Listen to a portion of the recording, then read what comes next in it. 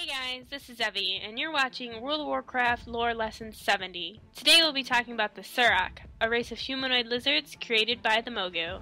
Instead of sacrificing themselves, the Mogu thought to create a race that is going to serve them well, and they turned to an unlikely source, the fauna of the Vale of Eternal Blossoms. The Mogu chose several sturdy varieties of local reptiles, and twisted them in body and mind, imbuing them with upright gait and sufficient intelligence to wield weapons. For quite some time, the Saurok served the Mogu well and were primarily used as shock troops for the Empire. The Mogu had even given them more intelligence so they can follow their orders more efficiently. However, a Saurok culture of superiority and hatred for weakness developed, fueled by the ego of the Mogu masters. The Saurok soon became disobedient, sometimes turning against their Mogu lords on the battlefield when they didn't like the orders. However, Mogu Emperor Dojin didn't tolerate it, and he ordered a complete extermination of the Saurok from the Vale of Eternal Blossoms. He even went as far as ripping the souls from the bodies. Even with all that, the Saurok still survived the initial purge, and have retreated to the Krasarang wilds. There, the Mogu found them hard to battle. They were educated in Mogu tactics, and were on terrain that fitted them better than the Mogu. The Saurok would make guerrilla strikes upon the Mogu forces, and then melt back into the swamps, making counterattack difficult.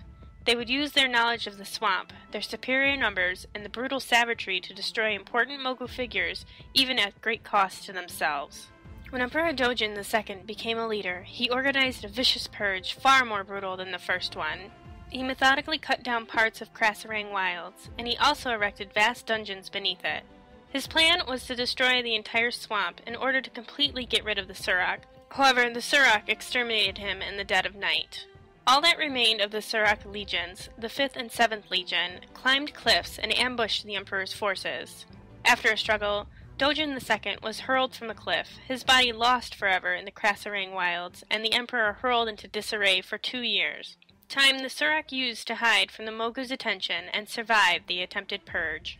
Their creations survive to this day, and the Saurok are still living a bandit lifestyle out of any sort of civilization and organizing continuous war bands that strike all the islands of other inhabitants. The most infamous of these reptilian pillagers is Chief Salyis and his warband. Vordraka, the deep-sea nightmare, leads the Saurok, attacking both the Alliance and Horde encampments upon the Wandering Isle. Asa Cloudsinger faces off against him within the wreckage, aided by players.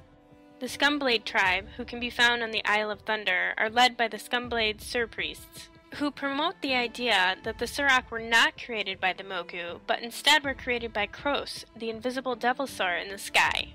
Kroshik, a mighty devilsaur, is held to be a gift from Kros, and a glimpse at the Scumblade's future.